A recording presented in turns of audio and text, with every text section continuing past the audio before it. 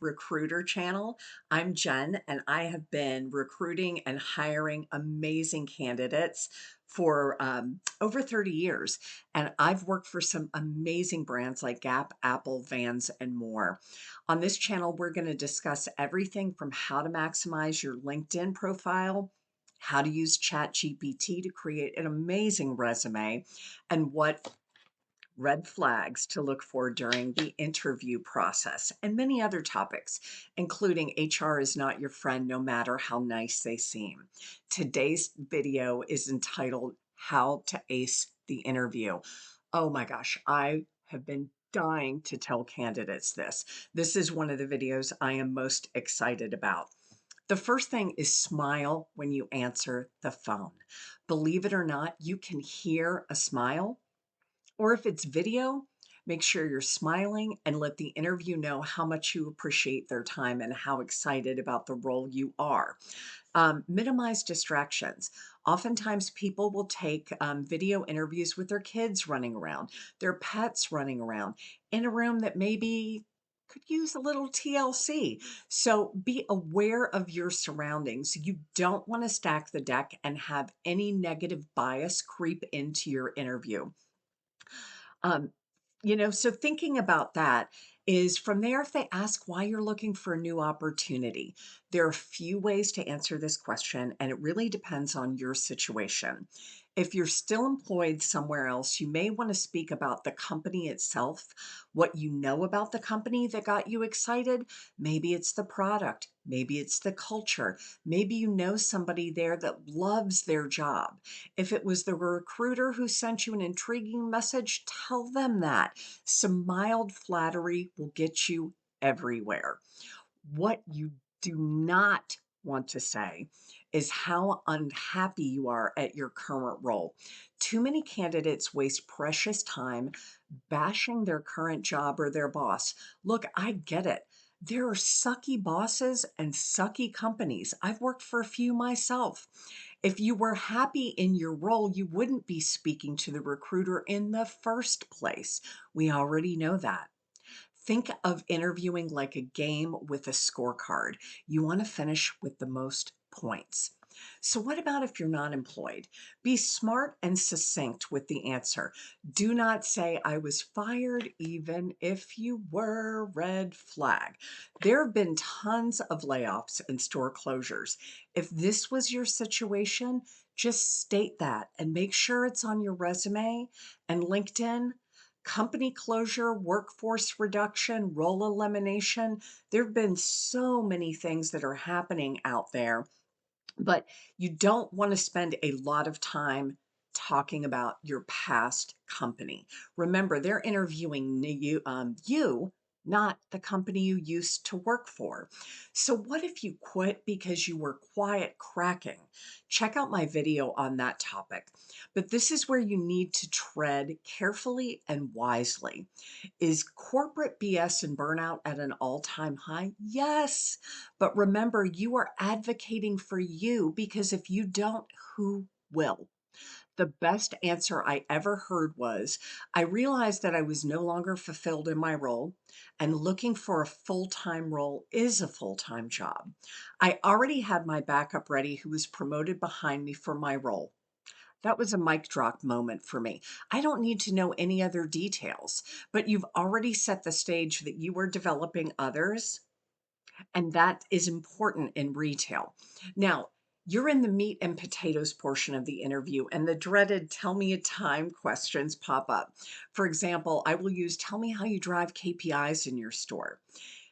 What you should do is reframe the question. Here's your example. So, how do you drive KPIs in your store? Well, how I drive KPIs was your question. What I did was, and then fill it in with behavior based examples. Here's an example. When I took over the location, the store was last in the district with brand card and average transaction. That caused a sales deficit of about $100,000, and we had to make that up in 3 months. The first thing I did was ask each associate what benefits do they know about the card and give me their sales pitch. We worked on giving authentic statements to customers, leading with what's in it for them. I looked for ways to recognize my staff in the moment, even if it was small, because people love recognition. And when we had that metric heading in the right direction, we then as a team all brainstormed ways that we can drive average trans. The team came up with 3 specific behaviors that they would do every day. Examples: cashiers picking up an item that they love and suggesting it to every customer. Fitting room associate picked an item that was new and then invited customers to try it on and give us feedback. The merchants looked every morning at the top 20 sellers and ensured that we had the top selling sizes replenished on the floor. The end result was not only did we pick up the $100,000, but added another 20,000 to the bottom line, and the customer engagement scores went from a 62 to an 88%. Now, you not only answered the question, but you knew the issue, you worked with the team, you got your team involved, and you asked how they could help contribute in a smarter, not harder way. Then you wrapped it up with how those behaviors ultimately drove results. You answered the question in an A plus fashion. Practice, practice, practice. Identify a trusted person in your life that's in the same industry and ask them to complete a mock interview and give you real feedback on how you did. When you're near the end of an interview, if it's going well and you're invited to ask any questions, red flag if you're not. A few great questions to ask are: why is this role open? What are the current challenges this location is facing? What does success look like in the first 90 days? And what do you, asking the interviewer, love best about working here? What does the interview process look like? What would next steps be? Is there anything you wish I had answered deeper or went more granular on? This shows that you're open to feedback and care how you did. Don't ask all these questions. This is just an example list for you to pick from, because the worst thing you can say is, I don't have any questions. Because even if you don't, and even if it's your final interview and you've gone through 4 or 5 rounds, you still want to look like you're interested. That's a great one to ask them. Then, what do they love about the company? So, final thought: send the person a thank you and follow up email. These have been so incredibly rare, and include what next steps to ensure that you're aligned. Example: thank you for your time today. I'm very excited about the possibilities of the company. You asked me to complete the application and email you my availability for the next interview. The application has been completed and I listed my availability below.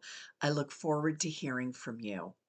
These are all tips of how you want to answer questions when you are on with a recruiter, a district manager, a regional director, anybody that is interviewing you. Think about the question, reframe the question, give examples, and then wrap it up in a bow and talk about how it impacted results. This works for every single interview question. And oftentimes in your examples, you're already answering, tell me about a time questions that recruiters were going to ask you further down that they now don't have to answer for you. But if you have a couple examples of each thing, like tell me how you drove KPIs, tell me how you find great talent, tell me how you train and develop others. There's so many examples of what you're going to be asked primarily about. So have a couple examples that you're really comfortable speaking to without having to look at your notes. So this is again tips for practice, practice, practice. So I would love to hear your thoughts. If you liked what I had to say, please like and subscribe to my channel. Want me to address something specific that is on your mind? Please drop me a note below and you could be, or I could use that topic in one of my next videos. The next video is what to do if you were ghosted by a recruiter. So thank you. Have a great day, and I hope to see you again soon. Bye-bye.